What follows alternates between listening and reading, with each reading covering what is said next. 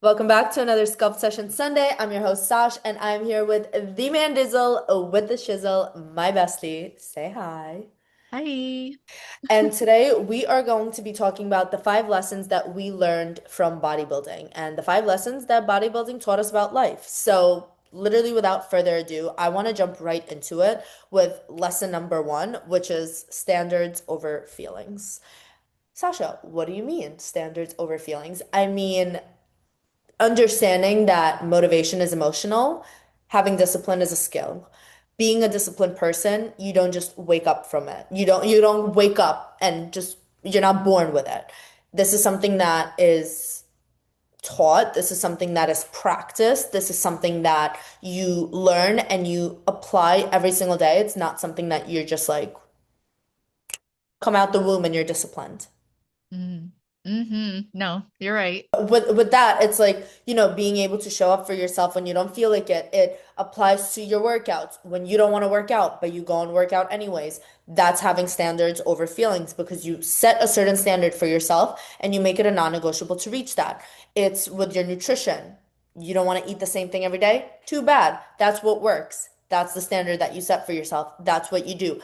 And this doesn't just apply to the nutrition. Like I said, it taught us about life.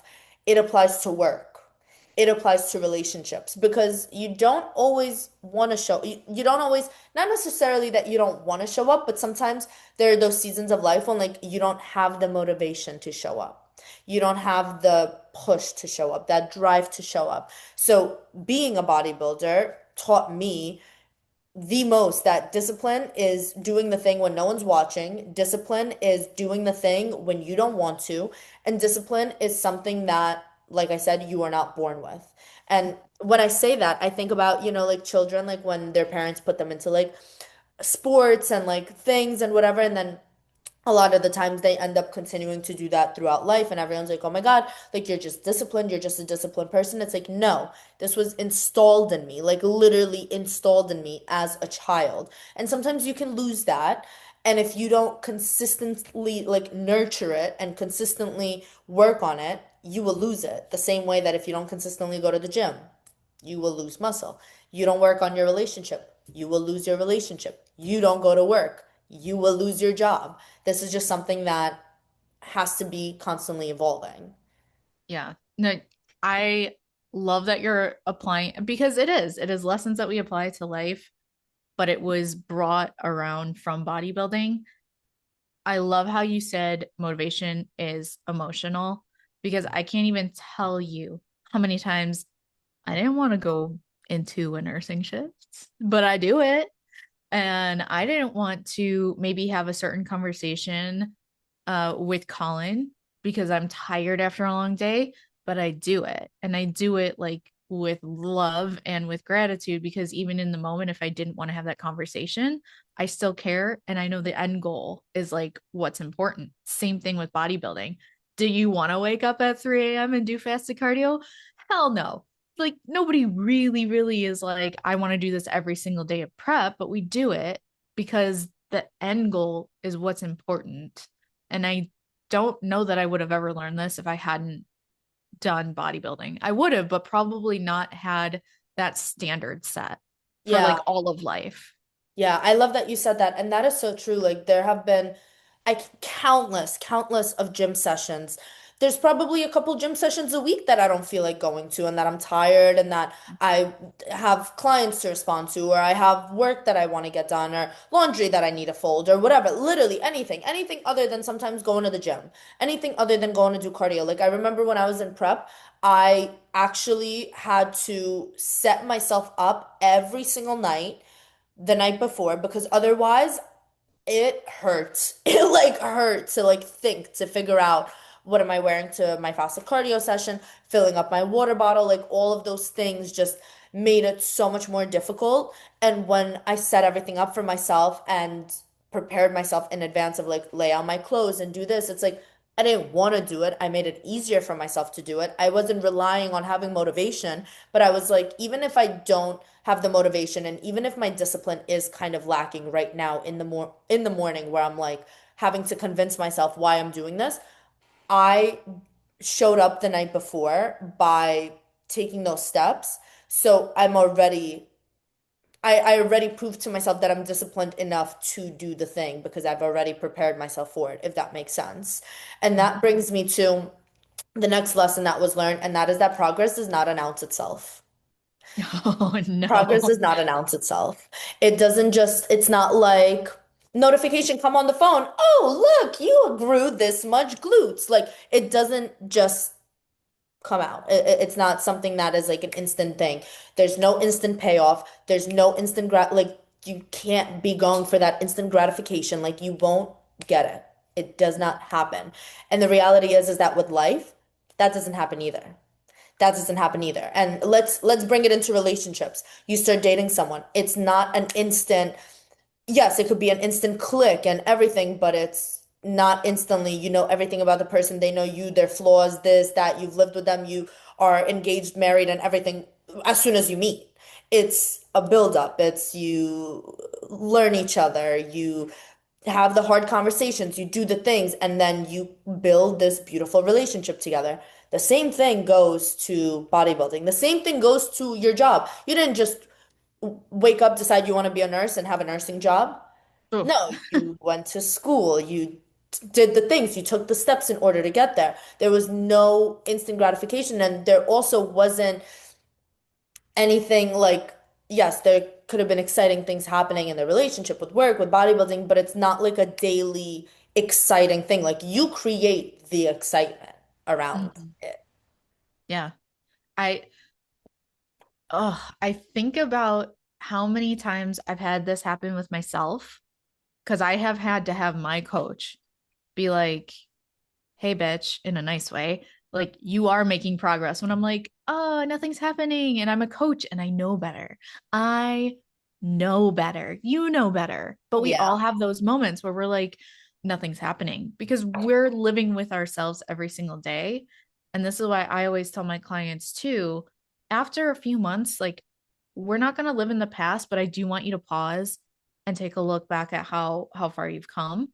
And that's why after a few months I'll also like do side by sides for my client. I actually just did one this week, this past week, and she's only been with me for it was a month and 2 days. Wow. And just the side by sides are a world of difference. And she literally was like, I thought I wasn't making any progress. And I'm like, well, you won't in that moment. And that's Yeah. why you hire a coach. But that it's just one of those where it's like, yeah, it doesn't just be like ding dong, hey, guess what? And if you do want instant glutes, like BBL, but that's gonna suck. Don't do that. Yeah, yeah, that's literally gonna suck. And I love what you said, like you live with yourself every day. Like you are with yourself every day. And if the only reason that you're doing the things is to see that instant progress, to see those instant changes, you will be very disappointed because the progress will come, but a lot of people quit right before the progress even shows up. Like they quit at that moment where it's like, this is the make or break, and you let it break you. Mm, And that is the most upsetting thing to see because you're just about to crack into your potential, not your full potential. You're just about to crack into that bit of potential. And once that you open that door, you walk into Narnia. Like you walk into a whole different world of, oh my God, I did that. Like, and that also doesn't happen just in one instance. That happens, you show up to one 4 a.m. cardio session that you didn't want to do. That sucked, but you did it. You're like, okay, I can do that. Now you show up to another. Now they don't suck as much because this is now your new norm. Now you're seeing yourself, the scale is going down. You're losing the weight. You're doing the thing. And this is like, I'm not saying that in order to lose weight, you have to go to 4 a.m. cardio sessions. We're referring to it in the competitive bodybuilding aspect of when we worked 9 to 5 jobs. And when I had to be at work at 7 a.m. or 8 a.m., yeah, I had to be at the gym at 3:30 in the morning, at 4 in the morning to do my hour of cardio, to do my weightlifting, to do this, to do that. Like that was just, that was it. There was no negotiating, there was no excuse.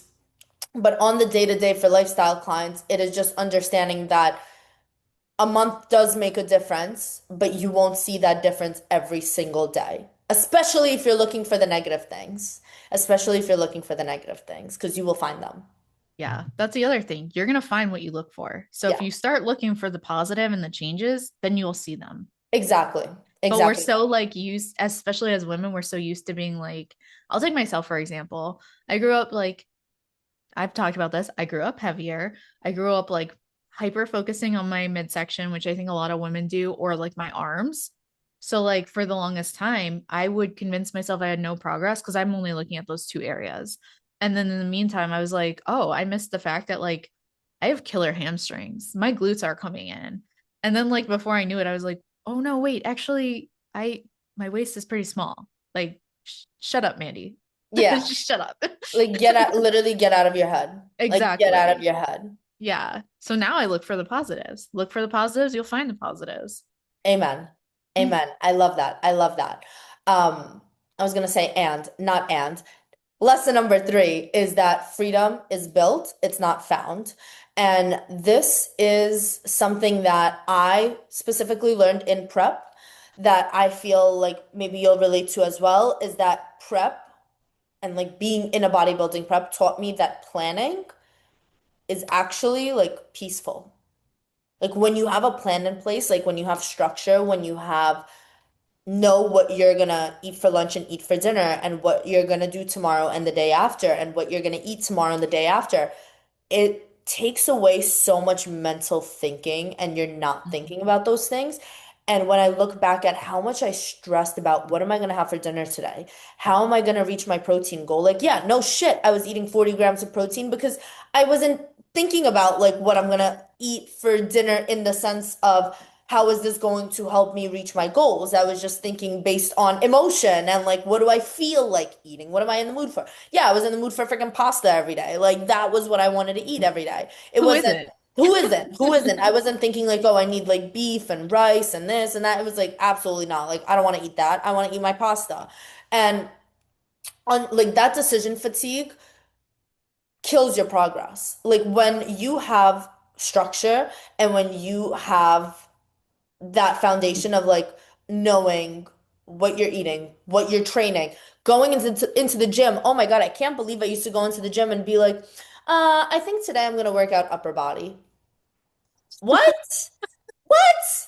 Like, bitch, or I think today I'm gonna do hip thrusts. I've been doing hip thrusts for 3 days in a row. What am I doing? What are you doing?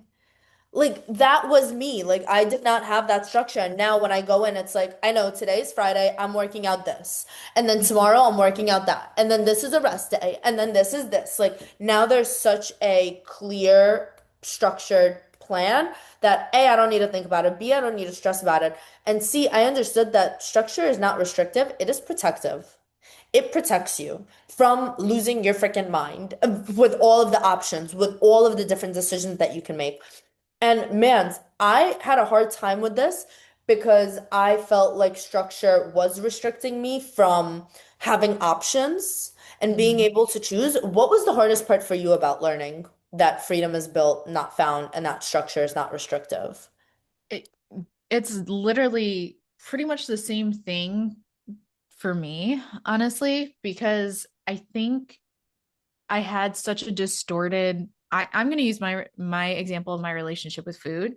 It was so distorted growing up where it was like, oh, if I'm eating pre-planned meals or the same thing every day, even though I historically have no issues with leftovers, it's that thought of like my relationship with food was so bad that I thought that structure was like dysfunctional almost. But really, what it was is subconsciously, I was like, I don't want to do this because then I don't have the quote unquote freedom to eat whatever I want whenever I want. But like you said, that takes a lot of mental like toll. And I freed up so much space in my brain when I started meal prepping. And then on top of that, I freed up so much, like, I let go of so much stress because I didn't have to think about it. Yeah. And then the more I was just like, oh, like food is fuel. This isn't here for me to be like, I feel like this today and I feel like that today. And the less Taco Bell I started stopped eating, or the less like pizza. Oh my God, it was a little embarrassing that the guy from Lou Malnati's Like we started knowing each other. I'm like, this Oh, my pizza guy knew me too. I is would walk bad. in and he would be like plain slice with tomatoes on top, and I was like, "Yep." Oh no, girl. I was ordering a whole pizza for me delivered. I was like, you bring that shit to me. And but then I was like, oh my God, I'm still embarrassed because it's the same dude. And he like he's it's just me in the house and you're giving me a large pizza. I'm like, listen. There was a time. There was once a time. Yeah, so at the in that moment, it feels like it's going to be restrictive, but actually it is so freeing because now all of a sudden I'm seeing progress. My goals are coming true because I took 5 minutes to plan what I was going to eat at the beginning of the week. And Yeah. I'm like, oh shit. Well, I'm not going back now.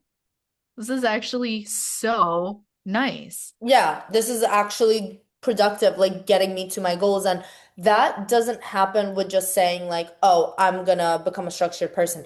That comes with making identity shifts. And I don't want it to sound like woo-woo, whatever, identity shifts. No, like I'm dead serious, like identity shifts, like changing how you view yourself, changing how you view the world, changing your habits, your routines. It's a lot. It's a lot. It's literally like destroying who you were Mhm. and creating a new person, creating a new you who is actually doing the things that you should be doing in order to get to your goals. And that brings me to lesson number 4, which is you become who you repeatedly prove you are, and self-trust is earned. If you repeatedly prove to yourself that you are someone who sits on the couch, orders a large pizza, feels bad for herself afterwards for eating it, kicks her feet up, says she's gonna go to the gym, but then wakes up in the morning, doesn't want to go to the gym, like if that's I feel attacked. My all old right, self.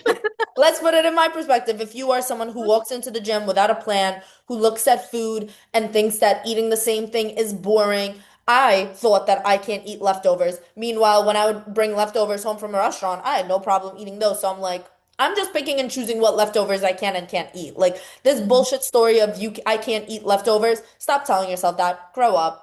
Because I know damn well that if you brought leftovers home from your favorite restaurant, you would be eating that the next day with no problems. So Okay. I don't want to hear this. I can't eat leftovers. I'm scared of food out of the fridge. Like, please. If you're scared of food out of the fridge and leftovers, what the hell are you doing going to buy fast food? Do you know how long that food's been sitting in those fridges that just gets deep fried and handed to you in a little McDonald's bag? That's literally leftovers. That's pre-cooked food that's now being just deep fried. Those French fries, have you seen how they come in a huge bag and they just throw it into the oil and there you go, your fresh French fries? Sis, that's been sitting in that bag for like 6 months. You have a problem with meal prepping for a week and microwaving the food that you cook and eating it because you're scared of leftovers? I think the girl that I was 10 years ago is crying right now. Yeah, same, She's probably like, same. stop yelling at me. No, but literally same, and that's why I am yelling because Yeah. if this hurts someone's feelings or if someone feels attacked, that is not my intention at all. I'm just trying to be like, Wake up. hey, Wake up. lights on, get them on. I know someone's home. Let's start thinking outside of our emotions. Let's start thinking outside of how we feel. Let's stop using excuses for ourselves because we can't want it more than you do. We can't want it more than you do. And the self-trust is earned. Every single time that you turn around and out of that McDonald's parking lot and don't pick up the French fries there and go home and air fry some potatoes for yourself and make yourself your own homemade French fries and make yourself your own food, you're proving to yourself that you can do better, that you could be Mhm. better. And anyone arguing that it's fast food and it's easy and it's this and that, if you meal prepped once a week, it would be easy too. That is that. And I want to end that off by like my last point on that specific lesson is that confidence comes from keeping promises to yourself. So if you are not confident, but you are also telling yourself, I'm gonna go to the gym, and then you don't. I'm gonna eat healthier, and then you go to McDonald's. I'm gonna stop procrastinating, and then you continue procrastinating. You're not gonna be confident. No. You're not gonna be confident. You gotta Hmm. follow through. Hmm. What would you say was the first thing that you started following through with that was then a chain reaction to the rest? Because it starts with one step. I, yeah. So I have this very vivid memory because I've talked about this before too. Like my transformation, quote unquote, started like right after I got divorced. And at the time I was living in a friend's house while she was travel nursing and I was waiting for my house like on the market to sell. And I have this very vivid memory. It was winter, and this is where I decided like I was going to be different. And I started buying this sounds so stupid. I started buying bags of clementines or mandarins. And after being the pizza slut that I was, because like that was an identity I had to let go of. Like I was literally ordering like that large pizza like 3 times a week and like living off pizza leftovers and not have like that was the closest I got to a vegetable was tomato sauce. It was and maybe I'd get mushrooms on my pizza. And I'm listen, opening my mouth as if I I'm literally airing. didn't work in a pizzeria and eat pizza every single day at a point. Yeah, been there. Been there. Yeah. So like that was my turning point when I started buying fresh produce. And at Mm, the same time, I was like, I don't know why in my brain, I'm like, I'm gonna eat these clementines because they're healthy. And then I'm gonna go to the gym 3 times a week. And in my brain, I was like, I'm only gonna work on glutes because that's the only thing that I want. And I didn't know better at the time. Like this is over 10 years ago, guys. And that's what it started is I would like have my little clementine snack as a pre-workout and then I would go to the gym and it was like a wellness center attached to the hospital and it was all old people so like that also kind of helped me feel a little bit more comfortable and confident because I'm like nobody's looking at me, everybody has cataracts anyway. Sorry guys. mm. And that's how it started. I was like just 3 days a week, let me have my clementines and let me like do glute bridges because I didn't know what I was doing at the time. But then I started feeling more comfortable. And from there, here I am today. Yeah, that's Yeah. awesome. Wow, thank you for sharing that. That's definitely, and then from there build on and on, and then from clementines you probably started buying your own tomatoes, not tomato sauce from on pizza, and like so on, and then it went to chicken, and then it was cooking your food, and then so on and so forth. That's what it starts with though. Like you Mm-hmm. can't jump in. I'm not saying you can't because you can. But jumping in full force and saying, I'm going to go to the gym 5 times a week, I'm going to drink a gallon of water, I'm going to hit 10,000 steps, I'm going to cook all my meals at home, I'm only going to buy for Whole Foods, and you've never done any of those things before, that's going to be tough. It's overwhelming. That's going to be tough. Been Mhm. there, done that. That's how it took me so long to get into the gym because I would buy the produce, but then I wouldn't meal prep and it would all go bad. Yeah. And then I wouldn't go to the gym 5 times a week. And if I only made it twice or 3 times that week, I would beat myself up so bad that I wouldn't go for weeks on end after. Mm. Been there.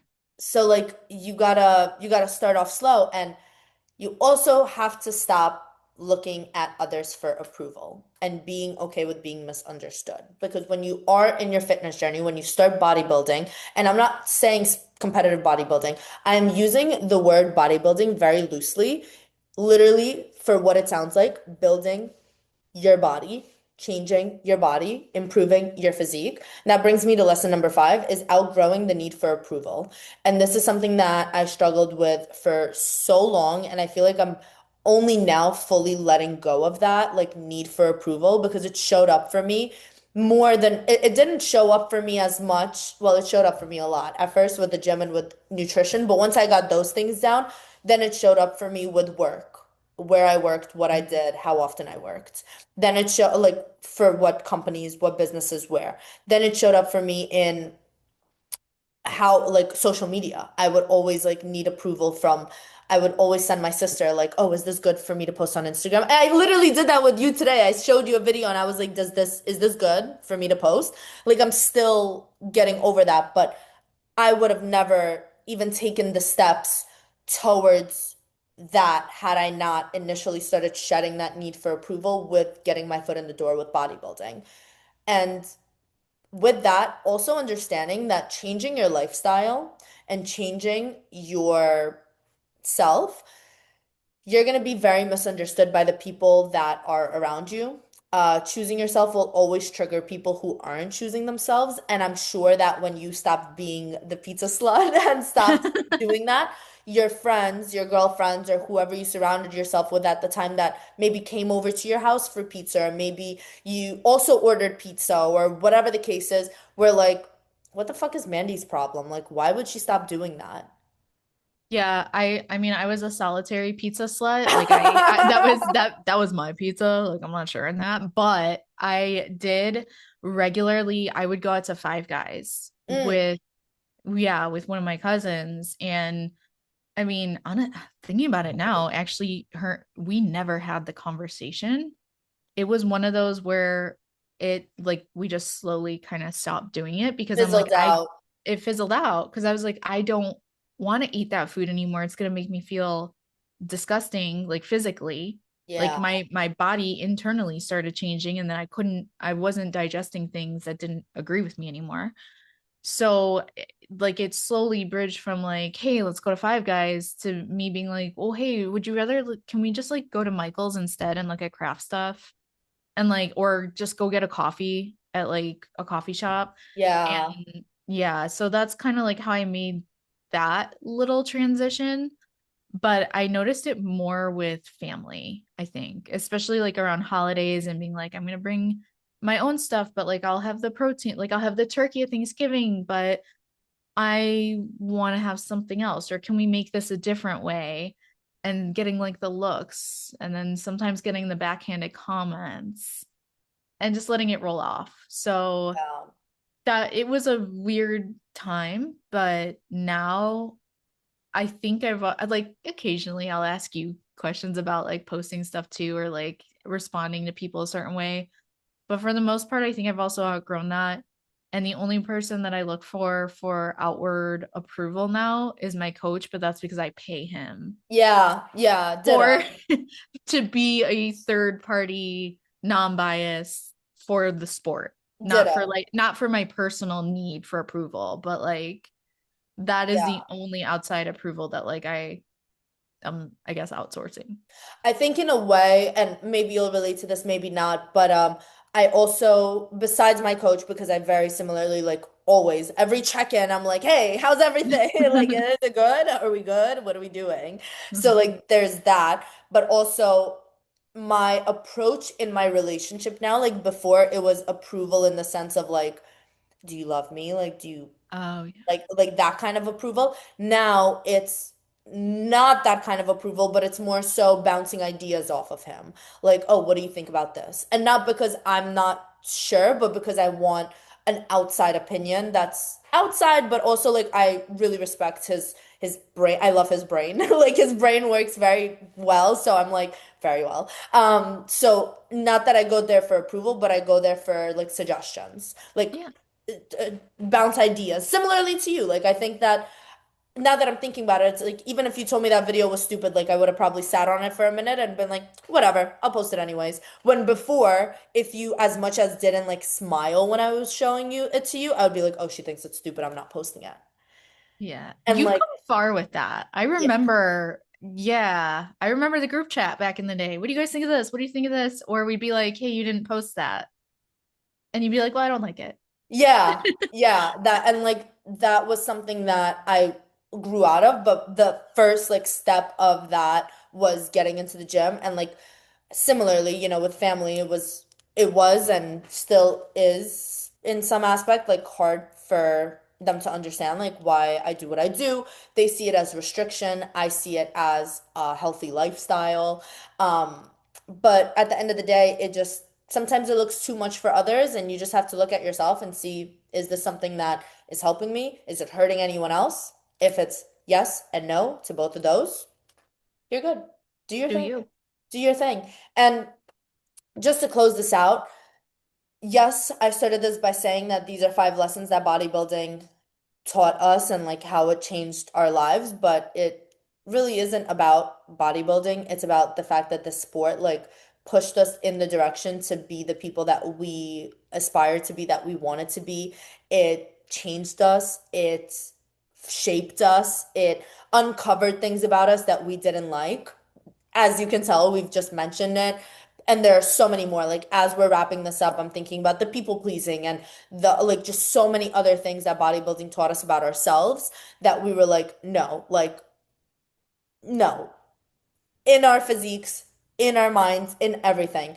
And at the end of the day, you don't need to compete to be a bodybuilder. You just need to commit to being a better version of you. You don't need extreme goals to live an intentional life. You just need consistent ones. And I'm sure that if you are someone who is in this sport or someone who is thinking about getting into the bodybuilding world, you have either seen already major changes in your life or you are experiencing them now. They are not comfortable. They do not always feel great, but they are very necessary to form and shape the person that you are essentially meant to become. And that's all that I have for that. Mans, do you have any last final words, snippets of gems of wisdom that you want to share with the people?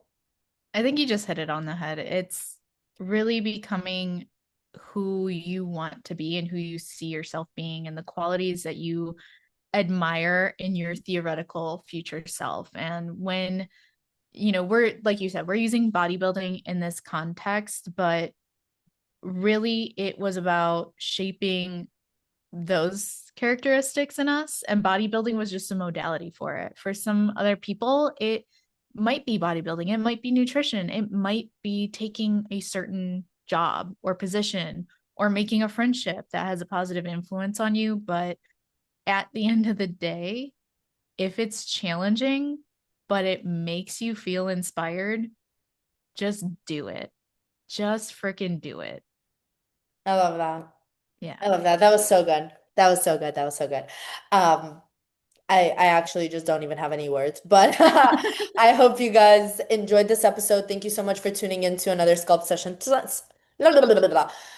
Thank you for tuning in to another sculpt session Sunday. Episodes drop every Sunday. Hop over to Mandy's Spotify and YouTube to listen to Unfiltered and Functional. Her episodes drop every Monday. Give this podcast a thumbs up if you're listening on Spotify. Please rate it 5 stars. It really helps the channel grow. Comment. And if you, ooh, I dropped that. If you are a bodybuilder in the bodybuilding world or just someone who started going to the gym and has seen changes in their life, comment below what is the biggest lesson that the gym has taught you about life. We can't Mhm. wait to connect with you guys. Our links are going to be in the show notes as always, and we will be back next Sunday. Bye.